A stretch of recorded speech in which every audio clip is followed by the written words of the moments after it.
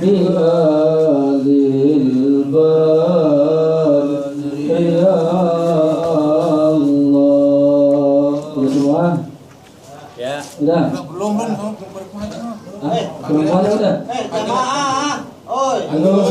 Jangan Ayo. Ayo. 1 menit lagi dimulai. Jamaah. Jamaah. Ini. Ayo 1 menit lagi kita mulai. Sudah jam 10:05. Ya Rabbi bil Mustafa balik maqasida wa fil lana ma madha ya wasi'al karami. Ya Rabbi bil Mustafa balik maqasida wa fil lana ma madha ya wasi'al karami. Muhammadun sayyidul kaunaini was-saqalain wal fariqain min urbi wa min ajami. Ya Rabbi Mustafa balligh maqasidana waghfir lana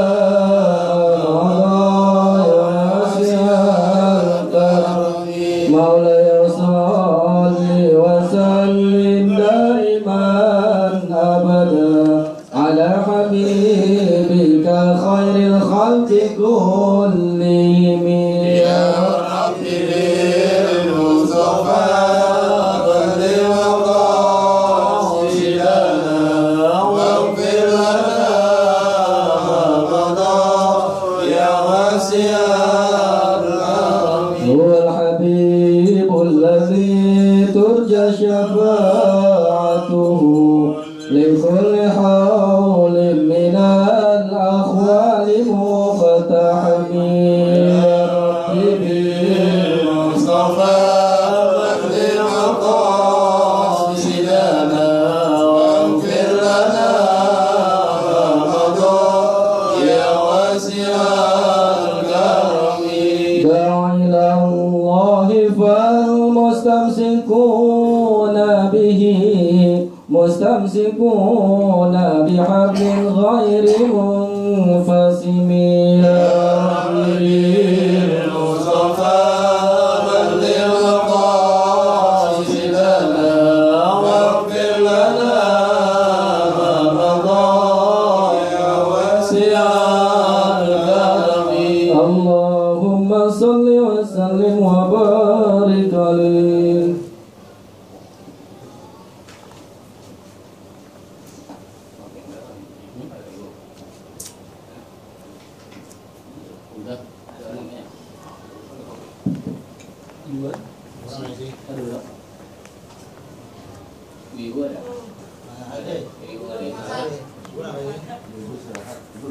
Sanggup Pak Ibu ya?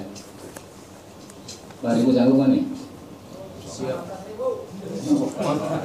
Tidur kan? Assalamualaikum warahmatullahi wabarakatuh. Waalaikumsalam. Bismillahirrahmanirrahim. Wassalatu wassalamu ala sayyidina Rasulillah wa ala alihi wasallam wa ala quwwata illa billah.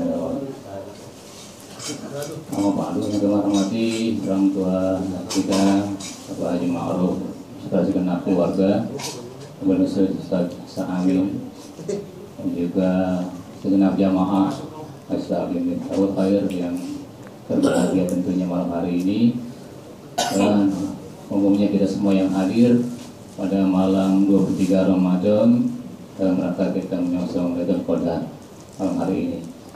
Bersyukur senantiasa kita muliakan hati Allah SWT sesuai dengan jadwal yang sudah kita buat di program Majlis Taklim, dan malam hari ini kita yang pertama mengadakan malam zikir dalam rangka menyongsong Lailatul Qadar. Mudah-mudahan malam hari kita harapkan akan kita dambakan tentunya sahabat dan yang untuk kita semua. Puji syukur senantiasa kita mengucapkan Allah SWT. Malam ini pun kita masih di kalimat iman Islam suatu afiat yang nikmat berzikir tentunya malam hari ini yang insyaallah semuanya nanti akan dijabah oleh Allah SWT. Dan juga salam kesanjungan keharibaan juga tujuan kita bersama Allah untuk keluarga sahabat dan sekalian istiqomah di zaman. Bapak Haji Ma'ruf dan Mukarram Ustaz Samin, kami dari pengurus tamu ucapkan terima kasih yang sebesar-besarnya. Malam hari ini kita konsekuen tetap mengadakan acara seperti ini di tahun ini. Kita sudah beberapa kali mengadakan di sini dari almarhum Bang Haji Fuad masih ada hingga beliau sudah berpulang. Kita konsekuen dan istiqomah. Mudah-mudahan apa yang sudah diupayakan dan disediakan oleh tuan rumah pada saat ini diganjar oleh Allah dengan segala catatan amal kebajikan, dapat gandakan balasan pahalanya. Segenap jemaah yang kami hormati, saya ingat dengan berkaitan kita malam hari ini mengadakan acara zikir. Dalam kitab Zuhdatul Wa'idin diceritakan di sana bahwa Nabi Musa bermunajat. Di antara munajatnya adalah sebagai berikut. Beliau berkata kepada Allah, "Ya Allah, aku ingin duduk di bawah pohon-Mu dan memakan buah dari pemberian-Mu." Dan Allah menjawab, itu hanya akan dinikmati oleh orang-orang yang bertasbih pada malam Lailatul Qadar. Kemudian Musa bermunajat lagi, "Ya Allah, aku ingin dibebaskan dari siksa neraka dan siksa malaikat-Mu." Dan Allah menjawab, itu hanya akan diperoleh oleh orang-orang yang beristighfar semalam suntuk di malam Lailatul Qadar. Yang terakhir, Musa bermunajat, "Ya Allah, aku ingin memperoleh ridho-Mu." Allah menjawab, itu hanya akan diberikan oleh orang-orang yang sholat 2 rakaat di malam Lailatul Qadar. Berkaitan dengan kisah ini di dalam kitab Zuhdatul Wa'idin, ini berkaitan dengan apa yang kita laksanakan malam hari ini. Kita bertasbih, beristighfar, dan juga nanti sholat 2 rakaat dapat tasbih kita. Kita tidak tahu kapan Lailatul Qadar itu, dan semua orang tidak tahu kapan Lailatul Qadar itu turun. Mudah-mudahan malam hari ini mungkin turun dan kita dalam keadaan bertasbih, beristighfar, dan juga melaksanakan sholat sunnah tasbih tadi. Mudah-mudahan itu yang dimaksud Allah untuk Nabi Musa dan untuk kita yang insya Allah oleh Lailatul Qadar malam itu turun, kita dalam keadaan demikian. Amin ya rabbal alamin. Untuk itu nanti untuk memimpin acara zikir kita malam hari ini, kita maklum ya, guru kita sudah banyak sekali kegiatan dan juga fisik juga tidak memungkinkan untuk beliau keluar di malam hari. Kita maklum sekali beliau kirim salam kepada kita jemaah di sini semua, karena kita juga sudah bisa melaksanakan. Sini ada Ustaz Mukarram Ustaz Imam Yasin, dibantu dengan teman-teman yang lain. Jadi kita laksanakan sesuai yang sudah diamanahkan atau diamalkan untuk kita kepada Buya. Kita jalankan seperti yang sudah kita laksanakan selama ini. Untuk itu sebelum kita mulai acara kita malam hari ini, mari sama-sama kita baca suratul Fatihah. Mudah-mudahan apa yang dilaksanakan malam hari ini mendapat ridho dari Allah SWT, ganjaran pahala tentunya untuk sahibul bait dan semua jamaah yang ikut malam hari ini. Dan kita berharap malam hari ini Lailatul Qadar turun dan kita bisa mendapatkannya. Amin ya rabbal alamin. Ala hazihi wa ala qulutin salihah wa ila harfil mustafa al-Fatihah. A'udzu billahi minasyaitonir rajim. Bismillahirrahmanirrahim. Alhamdulillahirabbil alamin arrahmanir rahim maliki yaumiddin. Iyyaka na'budu wa iyyaka nasta'in. Ihdinas siratal mustaqim. Siratal ladzina an'amta 'alaihim ghairil maghdubi 'alaihim waladdallin. Orang-orang saja maksudnya sini orang tempat masyarakat.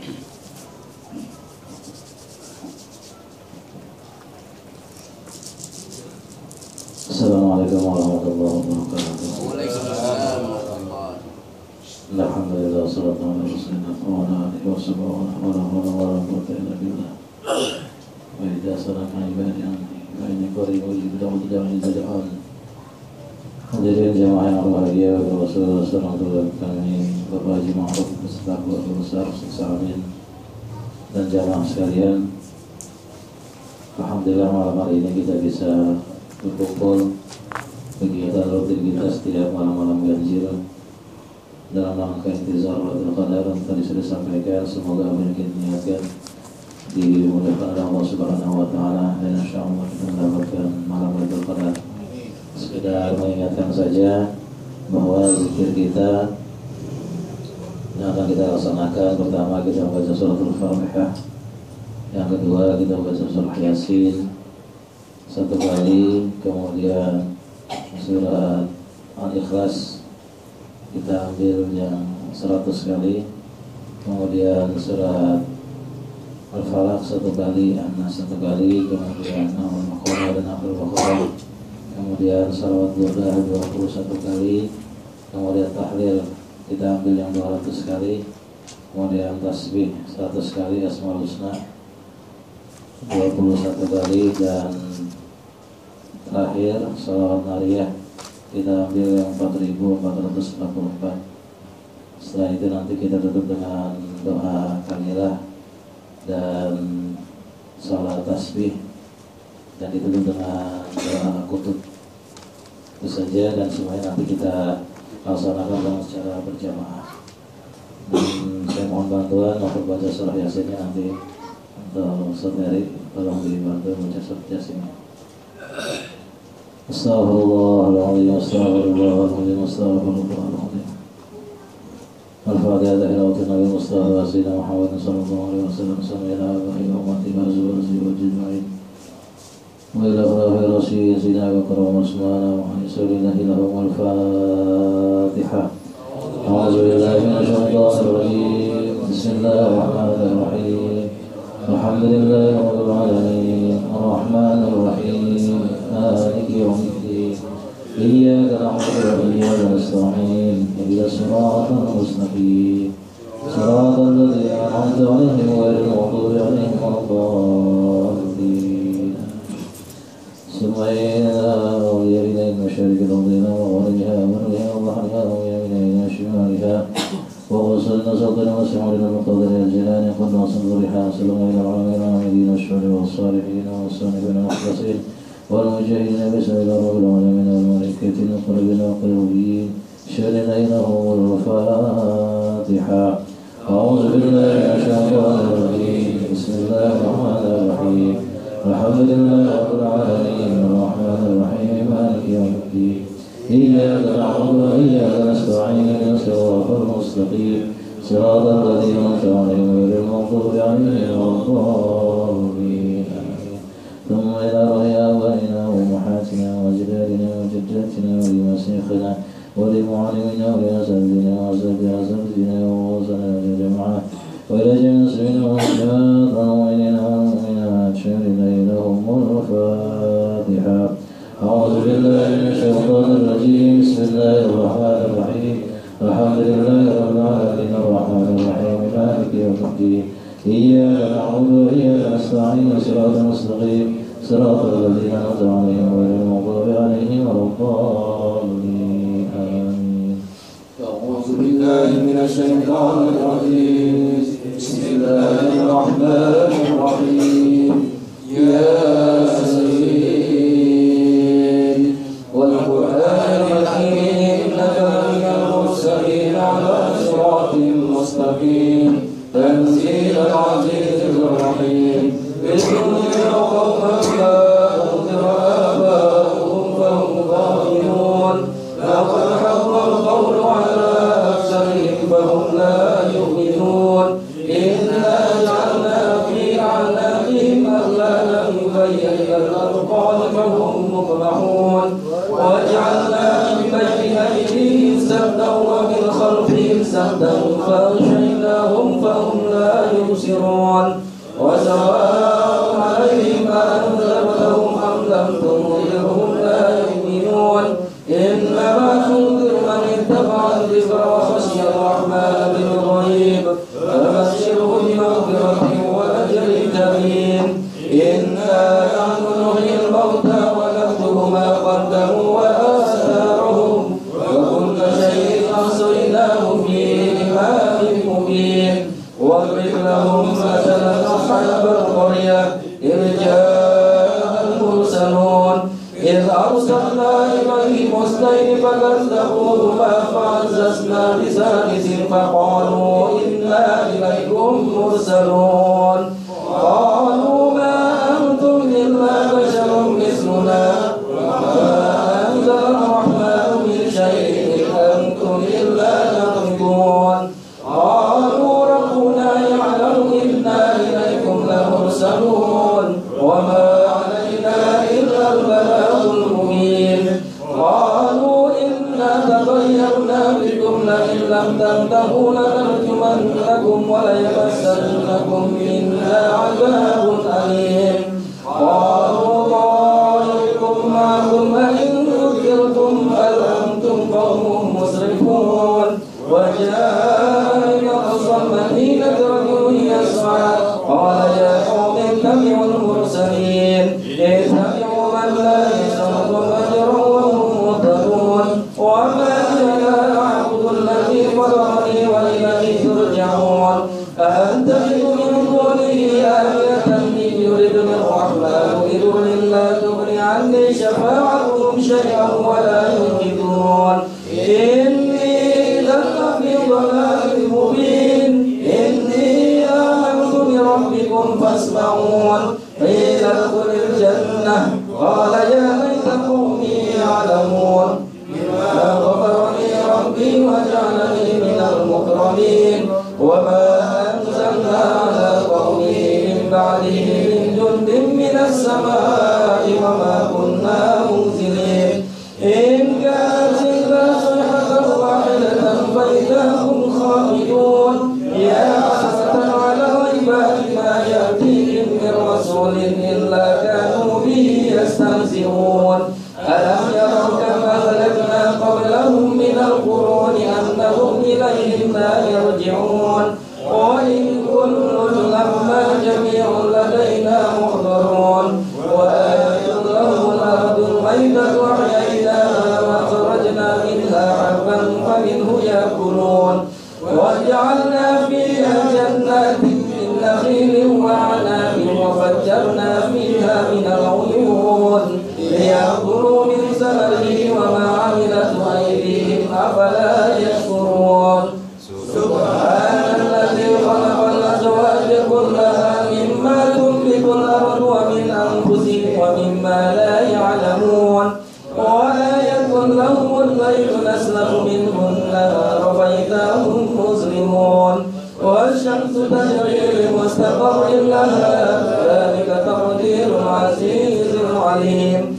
والقمر قدرناه منازل حتى عاد كالعرجون القديم لا الشمس ينبغي لها أن تدرك القمر ولا الليل سابق النهار وكل في فلك يسبحون وآية لهم أنا حملنا ذريتهم في الفلك المشحون وخلقنا لهم من مثله ما يركبون وإن نشأ نغرقهم فلا صريخ لهم ولا هم ينقذون إلا رحمة منا ومتاعا إلى حين وإذا قيل لهم اتقوا ما بين أيديكم وما خلفكم لعلكم ترحمون وما تأتيهم من آية من آيات ربهم إلا كانوا عنها معرضين وإذا قيل لهم أنفقوا مما رزقكم الله قال الذين كفروا للذين آمنوا أنطعم من لو يشاء الله أطعمه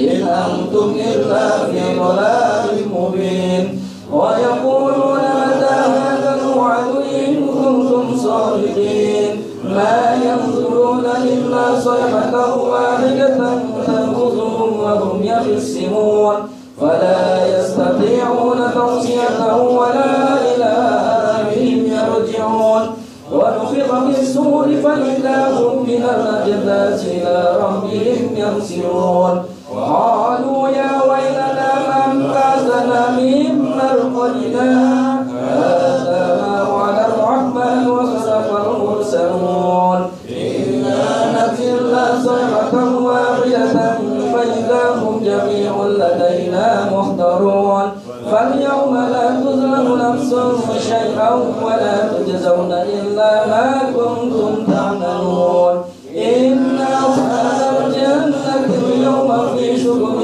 فاكهون هم وأزواجهم في ظلال على الأرائك متكئون لهم فيها فاكهة ولهم ما يدعون سلام قولا من رب رحيم وامتازوا اليوم أيها المجرمون ألم أعهد إليكم يا بني آدم ألا تعبدوا الشيطان إنه لكم عدو مبين وأن يعبدوني هذا صراط مستقيم ولقد أضل منكم جبلا كثيرا أفلم تكونوا تعقلون هذه جهنم التي كنتم توعدون اصلوها اليوم بما كنتم تكفرون اليوم نختم على أفواههم وتكلمنا أيديهم وتشهد أرجلهم بما كانوا يكسبون ولو نشاء لطمسنا على أعينهم فاستبقوا الصراط فأنى يبصرون ولو نشاء لمسخناهم على مكانتهم فما استطاعوا مضيا ولا يرجعون ومن نعمره ننكسه في الخلق أفلا يعقلون وما علمناه الشعر وما ينبغي له إن هو إلا ذكر وقرآن مبين لينذر من كان حيا ويحق القول على الكافرين أولم يروا أنا خلقنا لهم مما عملت أيدينا أنعاما فهم لها مالكون وذللناها لهم فمنها ركوبهم ومنها يأكلون ولهم فيها منافع ومشارب أفلا يشكرون واتخذوا من دون الله آلهة لعلهم ينصرون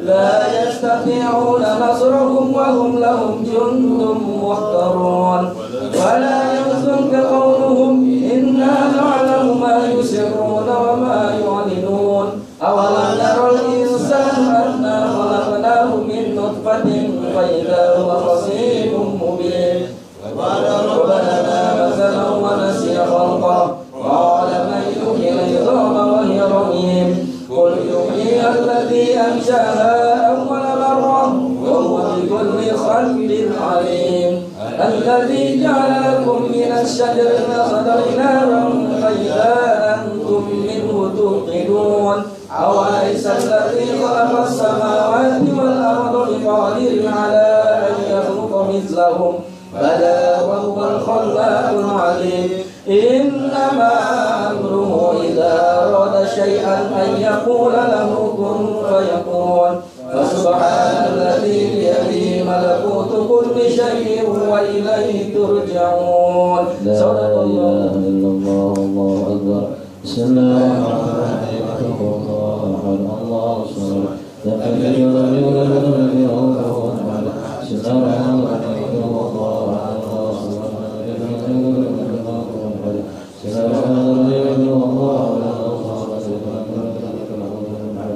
بسم الله الرحمن الرحيم الله